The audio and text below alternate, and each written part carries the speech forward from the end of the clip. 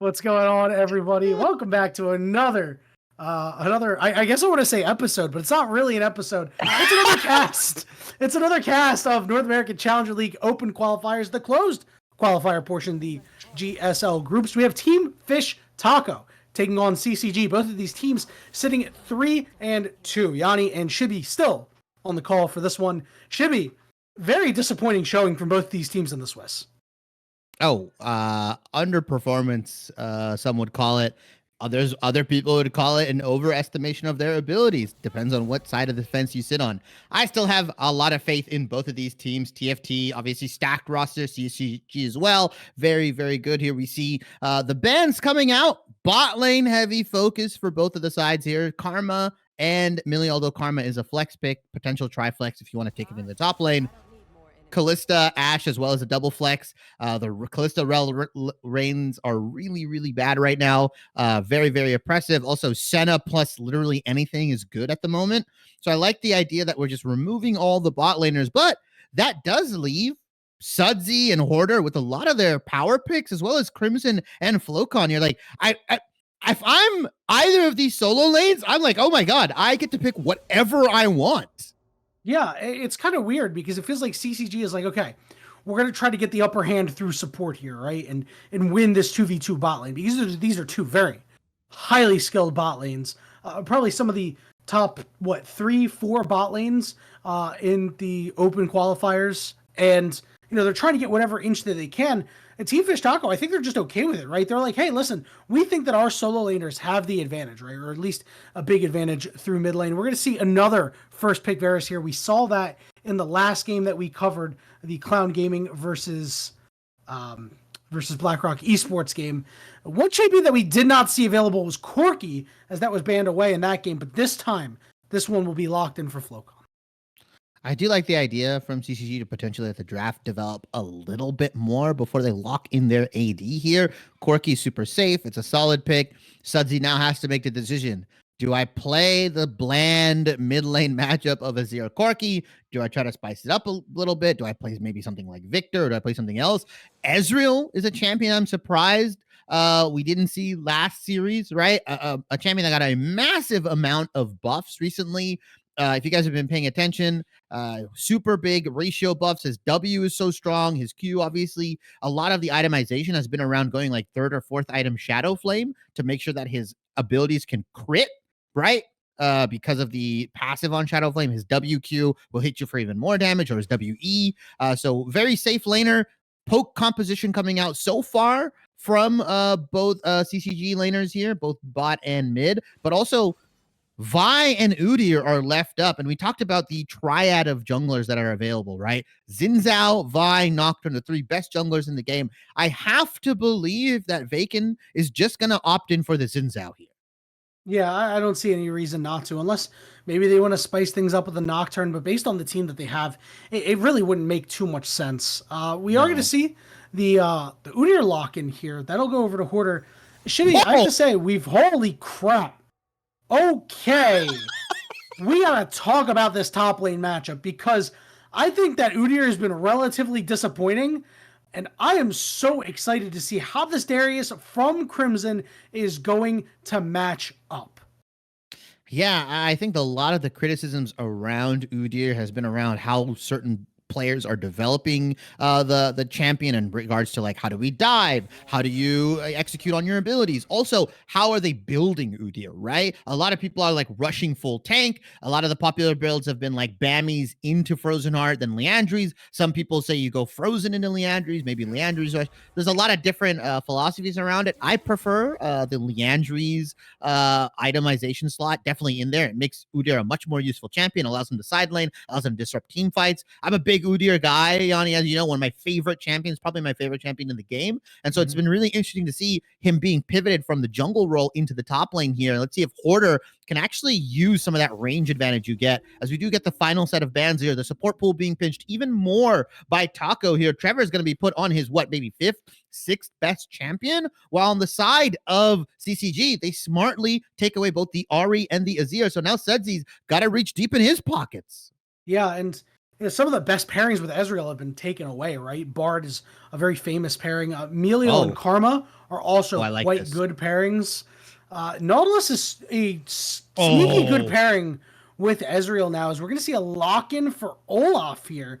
So it looks like this will be an Olaf in the jungle out of Vacant. And I mean, I really, really like that. I think that is just a run you down pick in the face of a strong pick like Vi.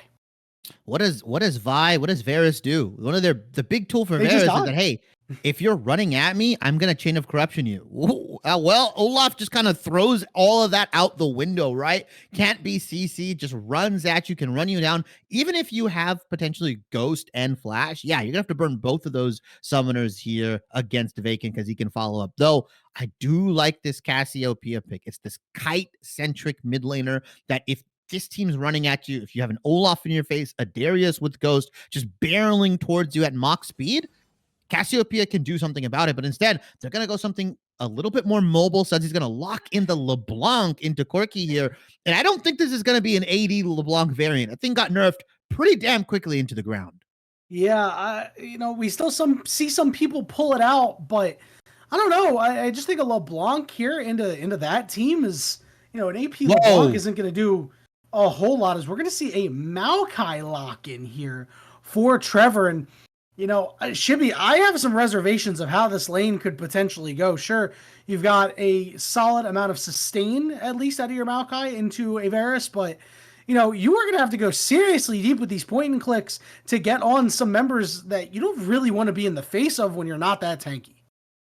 Maokai's support in this situation, I don't think he's drafted for that engage comp, right? He's drafted for, hey, if Vi gets a flank in, if we get hit by Rakan, we're going to throw down the Maokai ultimate, and everybody kind of has to stop in their places, right? They have to either back up or eat the root, and the two poke champions in this team composition, both Flocon and Red, are allowed to reposition and start barreling off rockets, barreling off mystic shots again, as long as they can kind of get out of the way safely and Maokai can just pop ultimate and dip out, you can kind of reset the floor, right?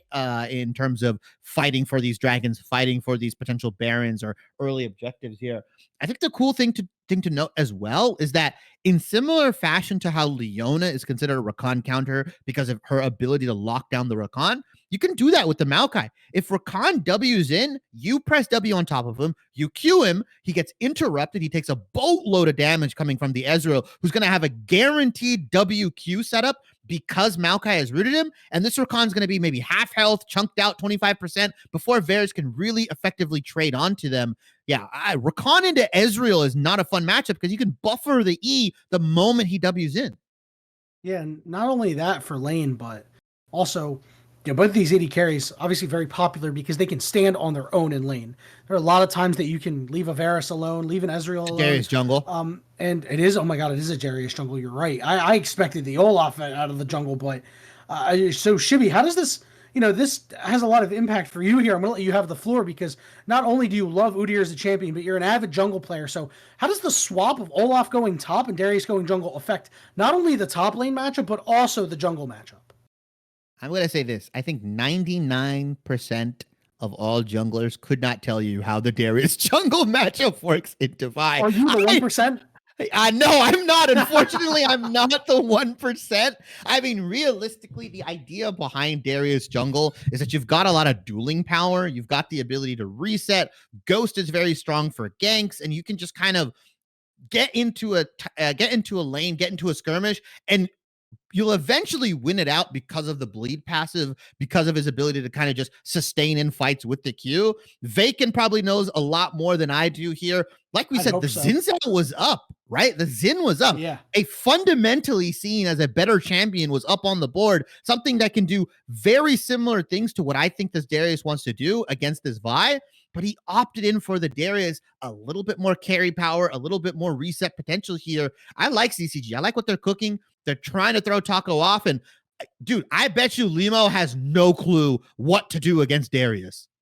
Yeah, remember CCG, very high seed. I believe they were the 5th seed going into the open qualifier. And after their 3-2, I think they had a lot more questions than answers.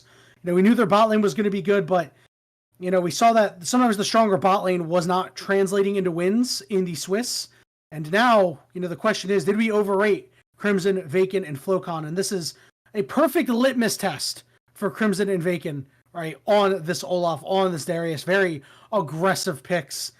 That invade already doing wonders on the top side here is Vaken trying to get every advantage that he can squeeze. It's crazy because Limo's just pathing into the jungle right now. He's going to meet a blue buff Darius, which is not the scariest thing in the world. Limo is level 2 Yeah, off of his hold red on, and level Raptors. 2 down here and a fight breaking out. Wait a minute, Levitate is in a lot of trouble. Trevor's on Whoa. top of him, but that Guardian proc is going to do a little bit here. Trevor has to try to continue to run it out. He's taking a lot of damage, but the tree still stands. Yeah, crazy fight happening in that bot lane. And unfortunately, like we said, if you're playing the melee support, you do have to do the walk of shame after the engage. You do have to take a couple hits from the AD carry, from the ranged-esque support. I'm going to say esque because Rakan is practically melee, but he's got a little bit more AA range. It's tough for Trevor to kind of walk it out. And so the HP trade goes in the favor of Taco Gaming. That means they're going to have shove. That means they're going to have prio here. And that's going to allow Limo, as I probably predicted or suspected, he's just going to walk into Vaken's jungle. But Vaken's double buffed up on a Saturday afternoon. Yeah, and keep in mind, should be summoners down too, right? Red has no summoners. Trevor is missing an ignite here. So Vaken walks in. I mean, look at the roam. Flocon is pushed in, so Sudsy is able to assist. Snow has the inside track as well. So Vaken, while he did get that early advantage by taking away the topside jungle, has lost that advantage because his bot lane took a rough trade. Yeah, and also you got to realize Limo is also going to have one camp for himself on the back end, right? He took the camp lead here because of that invade. He's going to have the Krugs in the back here on that bottom side because he went Raptors or Red Raptors into the top side here, and then just went for the straight invade. So very well played from Limo, using the priority from his mid, from his bottom lane to kind of put some pressure on Vaken. And Vaken smartly realizing, hey, despite how strong I am as an individual Darius, if I take this fight, I pretty much ruin my whole game. And you can see Limo hanging around, potentially thinking that maybe Vaken was waiting in the wings, but still has those Krugs to be able to take. And meanwhile, Vaken is just kind of aimlessly roaming at this point, right? He is going to pick up the crab, but things certainly not going the way that he wanted to. Might have a gank angle in the top lane, though. Yeah, we kind of have a delayed vertical jungling viewpoint here, right? Like it wasn't pure 1-to-1 vertical, right? It didn't go from Darius starting his red side to going into invading the blue. It's more kind of like the aspect of, hey, Limo took my blue side, so now I have to go re-invade onto the blue side potentially to contest these camps so I don't fall too far behind. So in this case, unfortunately, Taco Gaming's top side is on the weaker end because Darius should be hovering here, and vice versa. Because of that bad trade, because of the potential dive coming out from Sudsy and Limo, CCG's bot lane has to play on the weak side here. And you can see, just take a look at the CS numbers for a little bit here, Shibby.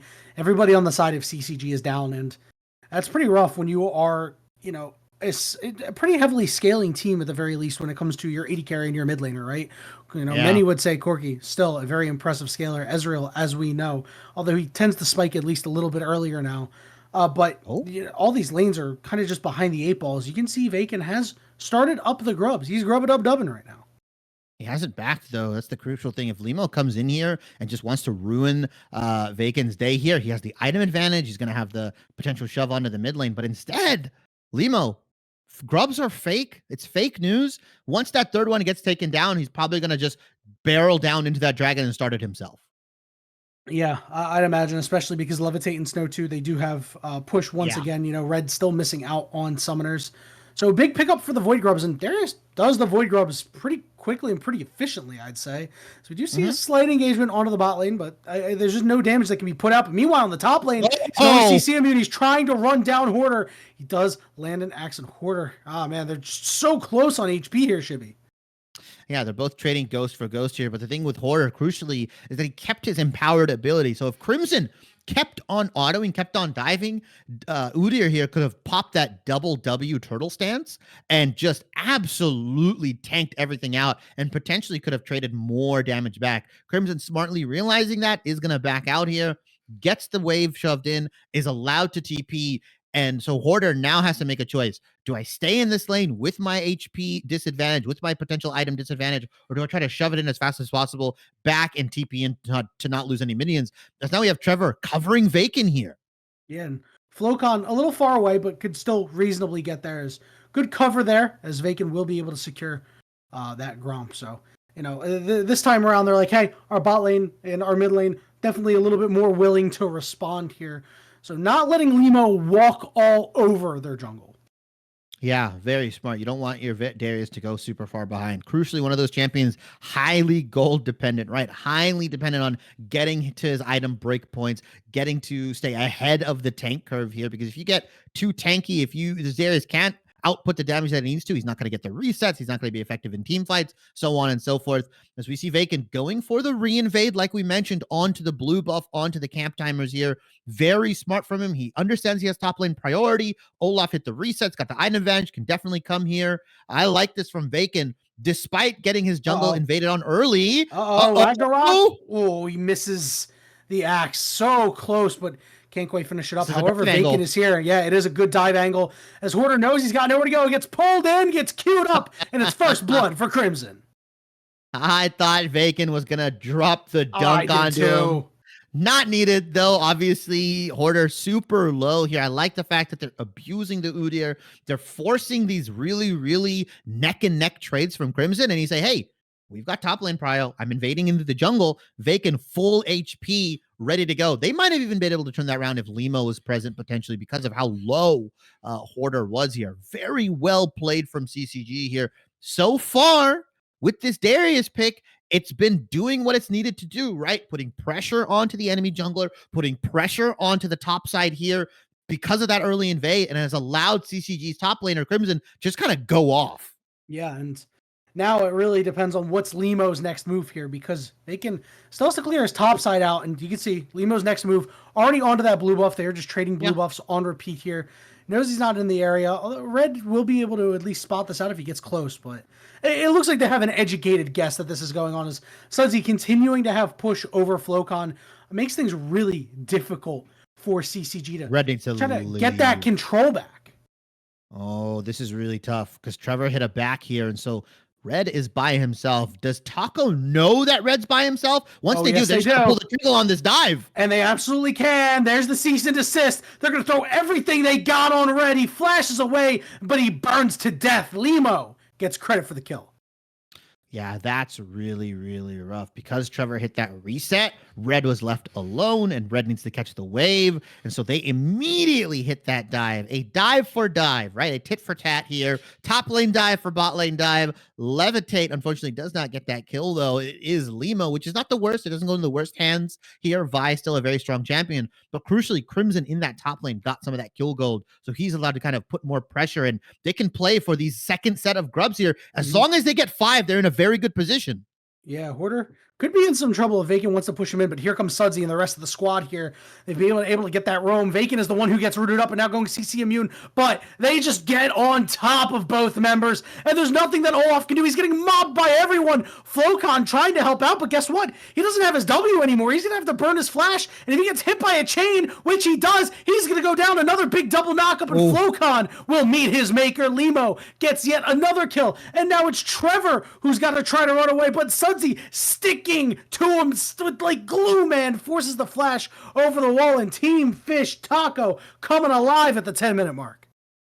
And that's just an unfortunate and bold play from CCG, because after that dive happens in the bottom lane, it is Taco's turn to reset on timers. Snow 2 was able to roam before Trevor, because Trevor then had to go down bot side to pick up some minions and hold the wave. So he's not allowed to get to that the grub play here. Red's coming off a respawn. So Crimson and Vacant either need to decisively kill Hoarder there or back off, wait for Trevor, and then probably try to engage that 4v4. Instead, they go for this wonky 2v3 that turns into 2v4. Then Flocon comes in, but he's not enough damage because he's Corky at 11 minutes. And so CCG lose a massive team fight simply because of the consequences of that dive in the bot lane, allowing Taco to get the timers to just take that fight, take the grubs, and now they can push their advantage into the mid lane. A lot of good kills going on to a lot of good players here, and Sudsy actually is opting in for that 80 LeBlanc. Yeah, this dragon down to about 2,000 HP. See if Team Fish Taco wants a piece of this. Limo kind of waffling around, but it will be secure to buy CCG.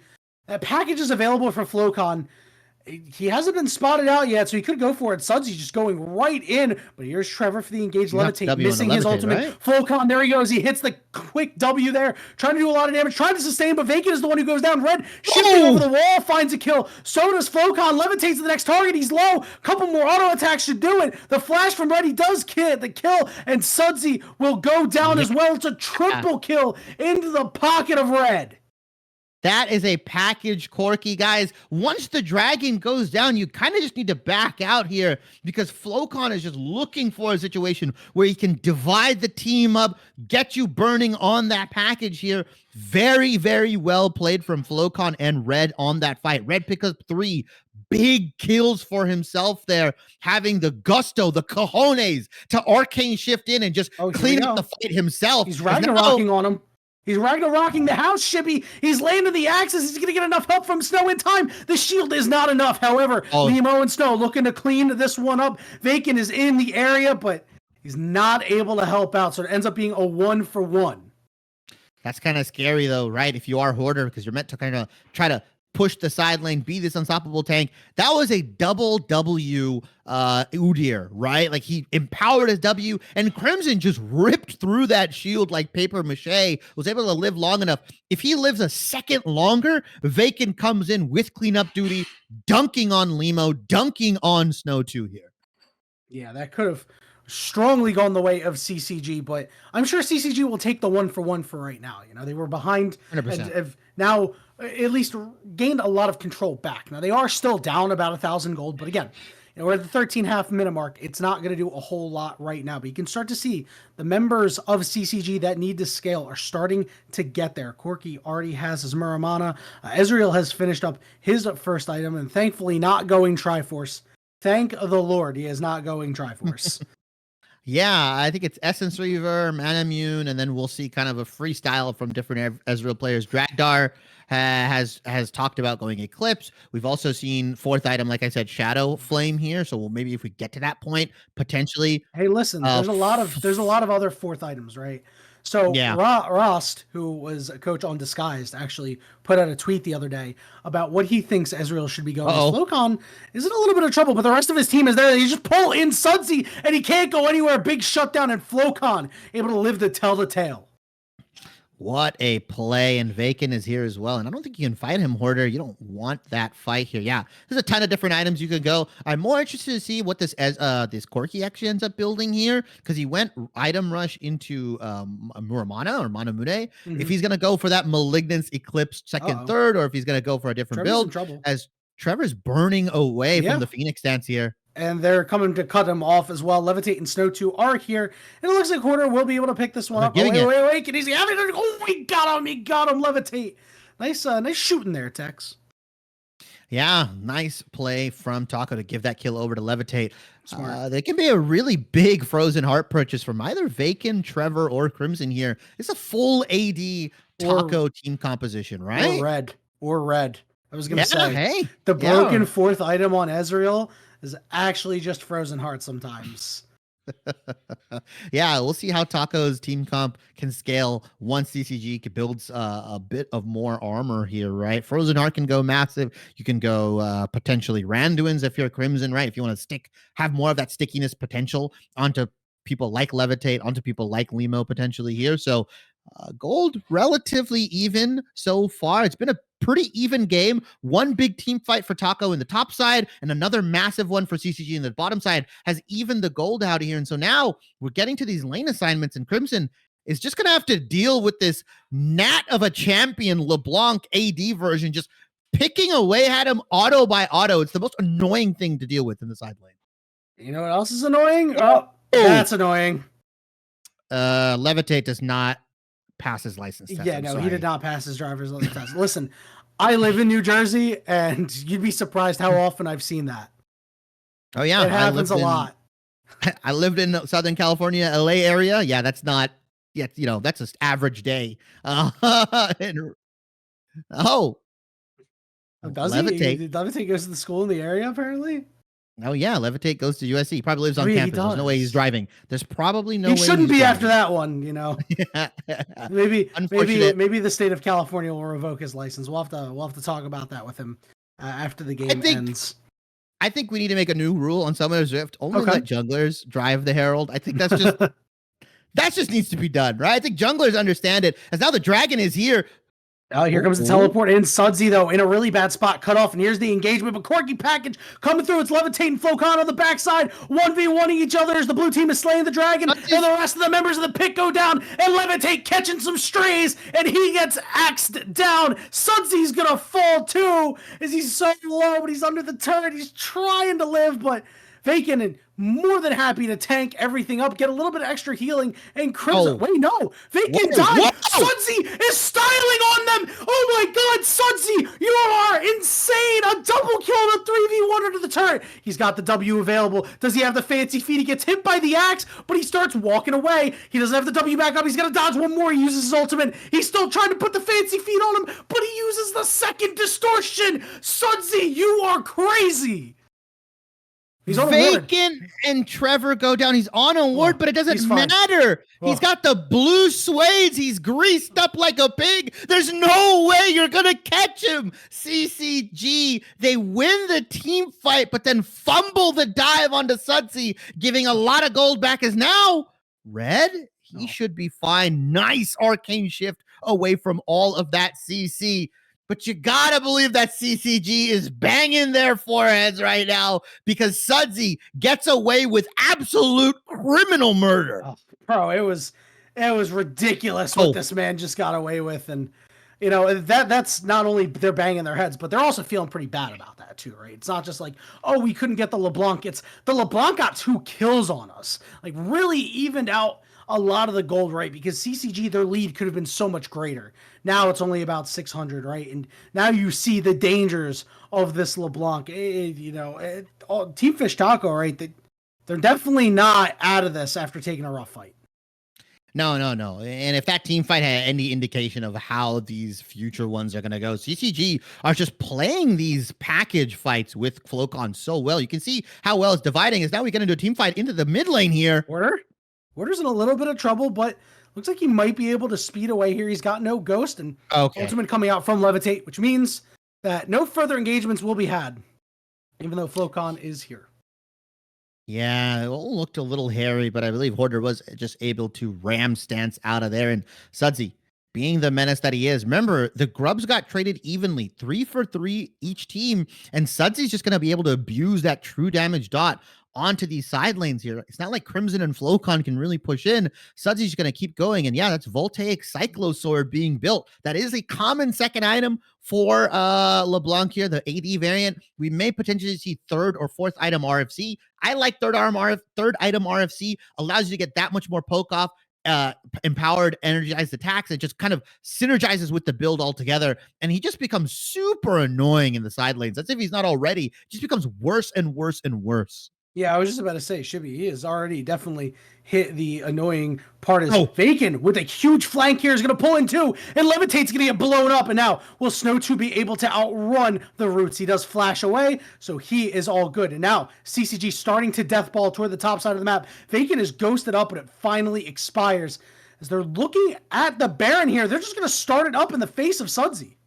Force the issue, force the TP from Horton. Flocon's dead. Yeah, Flocon is dead, and he burned his flash too. That's pretty big, but Sudsy has to get out. It means the Baron has been stopped. Snow 2 is in the area and is going to get pulled in, but is going to be able to hop over to the Vi. But Team Fish Taco, they're on the wrong side of the tracks. They need to try to find a way out, as Limo is trying to go through every which way, and Snow, he gets dunked from the foul line by Vacant.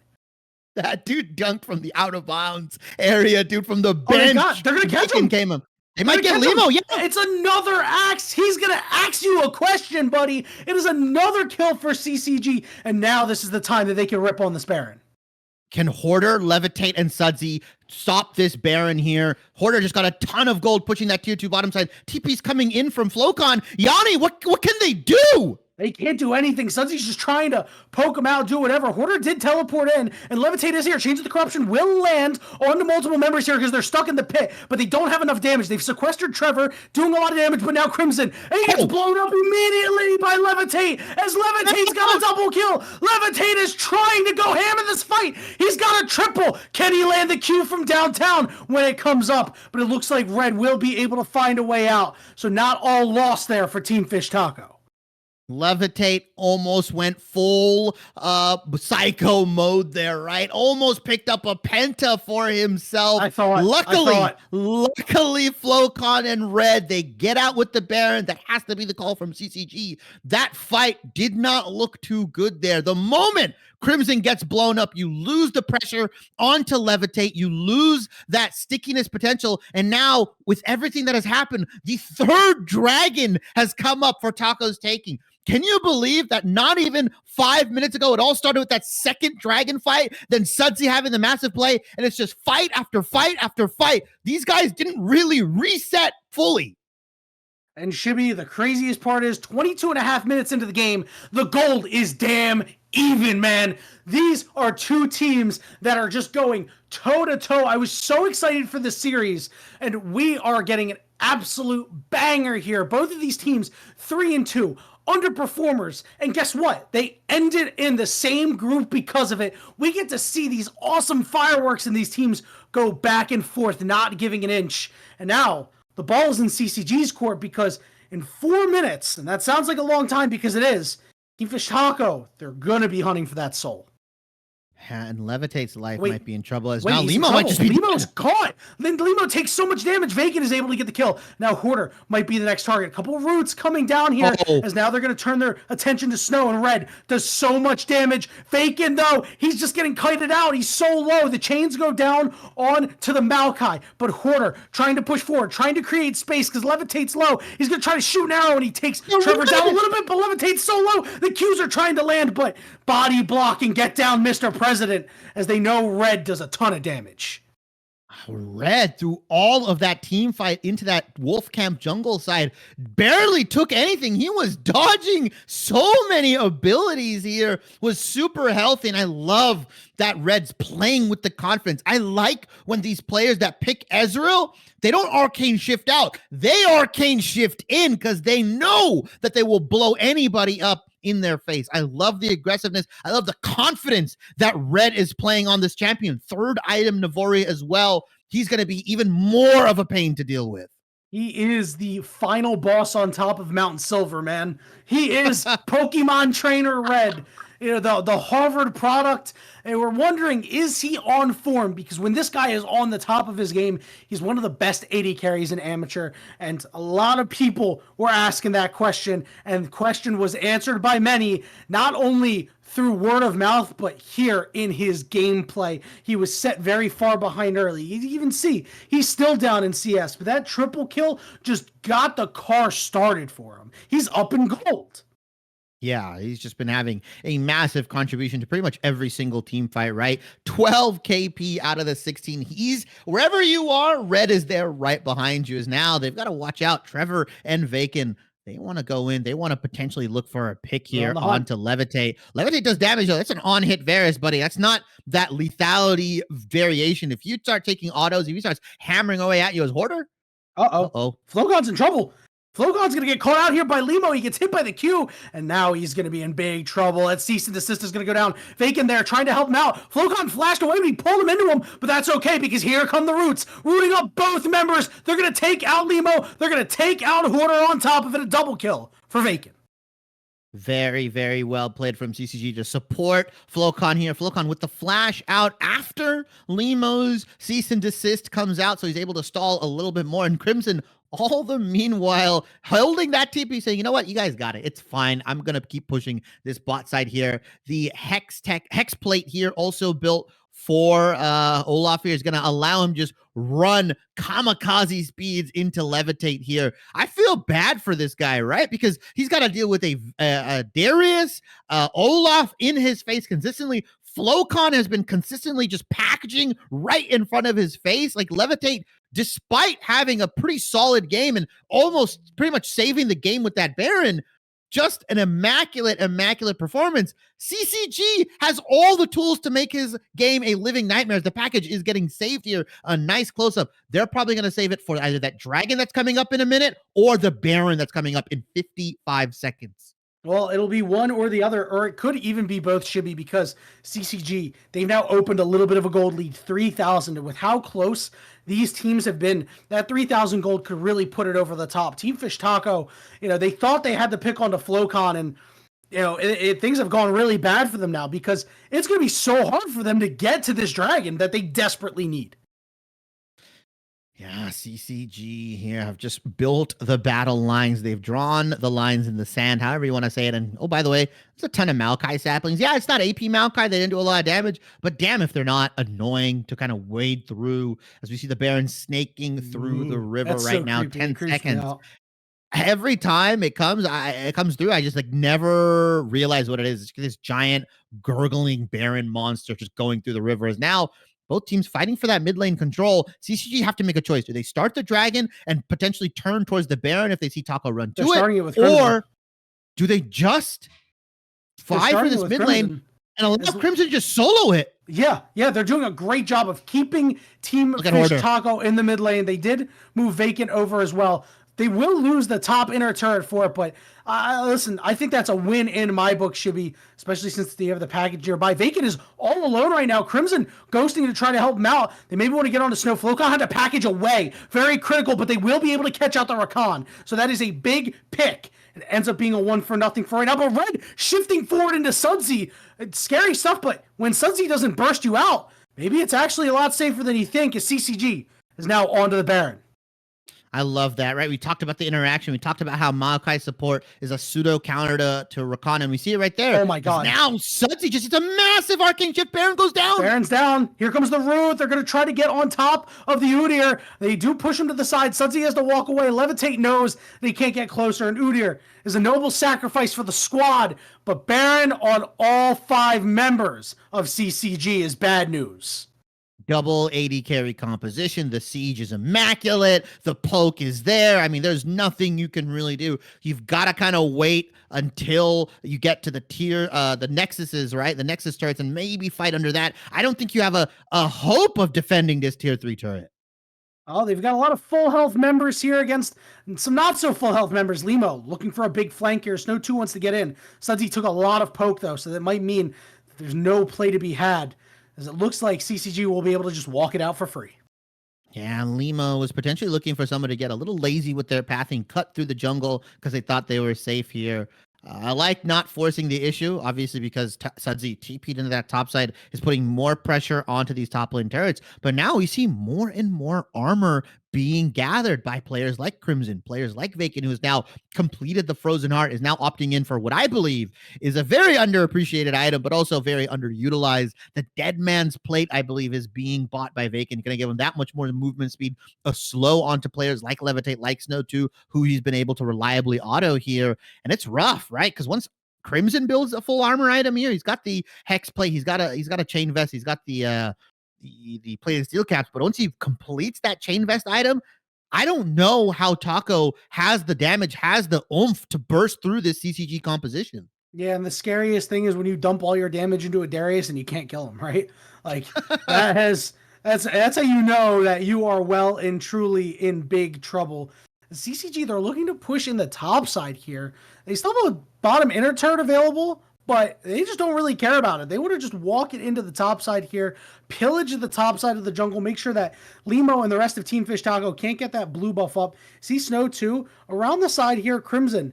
Not around, but has teleport. Vacant in a lot of trouble, but here comes the engagement. Hoarder getting very low. Teleport coming in. Snow 2 pops his ultimate flash over the wall. Lands a 3-man charm, and they do get a lot of damage onto Trevor. Trevor getting low. Trevor going to go down, and Vacant is the next target. He's low. He's shut down as well. They're rebuffing the engage of CCG as Limo goes deep, and in the front line they take out Olaf. Red over the wall, but they mob him to death. A triple kill for Sudsy as Flowcon can only watch. That might be the game end right there. A massive team fight win for Taco here. They might just look to push down mid lane. He can't. He's got to try to kill at least one. And he's dead. It is a huge turnaround for Team Fish Taco. They never say die. It's Taco Saturday, Shibby. All right, might not be the game end here as Trevor is actually up in about 6 seconds here. Vacant as well as 15. They don't have the wave shoving in. They don't have the lanes. Good wave management from CCG. Despite a bad team fight, it's not the end of the game just yet. Although Red, Arcane shifting over, his hubris just getting the better of himself here. And they actually are only able to get a tier 2. But one more team fight like that, Yanni, and I believe Taco can just end it there. Yeah, Shibby, it is just a crazy game. Again, neither team giving an inch. And guess what? 50 seconds until this dragon is up. CCG want to put themselves on to their third Drake, and maybe we'll see a Drake 7. And Team Fish Taco managed to take the soul, though. I all of a sudden, everything's out the window. Does CCG have the damage at that point? That's true. The tanky stats, the triple mountain dragon is going to be kind of rough for CCG to play through. They do have Flocon. They do have red. Majority of their damage dealers here. We see a little bit of indexing into the magic damage for Flocon here with the malignants, but they've got to try to poke them out. They can't just take them in a straight up 5v5, right? You've got to shoot some rockets, get some mystic shots landed onto the right targets, and then hit the go button, and then hit the NOS for Crimson and Vacant. As now the Dragon's being taken in complete darkness here right now. What will CCG do? Are they going to force the issue? Are they going to lead in with the Maokai ultimate? Because this Dragon can go down very, very quickly. Flocon's waiting for package. Yeah, he doesn't have it yet. He doesn't have the teleport available, but this is big. Dragon out of 9,000 HP as they're looking for a fight. Hoarder trying to run point here, just trying to do some damage. The roots come out, getting very low on the backside of levitating. Blown up is Limo. No smite available. And CCG, they get a double kill. They're looking to win the fight. Corky puts the package on top of them, getting a shutdown. And CCG sweep the fish tacos out of the river and chase down Sudsy. They claim the dragon for themselves. That is the third dragon for CCG and 4 members alive. A mid lane inhibitor turret down. This could be the Nexus. Can Sudsy, can he clear the wave with static? Can he clear the wave with 80 LeBlanc? He's got to take that giant super minion out. He's so low. He's so low. He won't be able to heal up. No, he dies. He got sniped by Red, and that'll put the cherry on top for the game. CCG, they come alive, and they take out Team Fish Taco in a Game 1 slobber knocker. 34 minutes and CCG come out on top. Darius Jungle gets the win here, and a mega performance coming out from every single member of CCG here. Really, really well played. I loved that Crimson and Vacant were working hand in hand tandem to gain some of that top line priority to allow Crimson just exert so much pressure here. All the meanwhile, Flocon and Ezreal scaling up, taking good team fights, picking up kills here and there, and eventually you just see them killing everybody, hitting the mystic shots, hitting the rockets. CCG looked a little dicey, but were able to close it out in the end. What a fantastic game, Shibby. You mean to tell me we have at least one more of this? So, go ahead and check out Game 2 of this series. We're going to wrap up Game 1 with Yanni and Shibby, but we will be back on Running the Rift YouTube channel. You'll see the video in the playlist. You'll see it up on, as a direct link or an annotation. Are they still called annotations? I don't even know because I'm a boomer, but we'll see you for Game 2.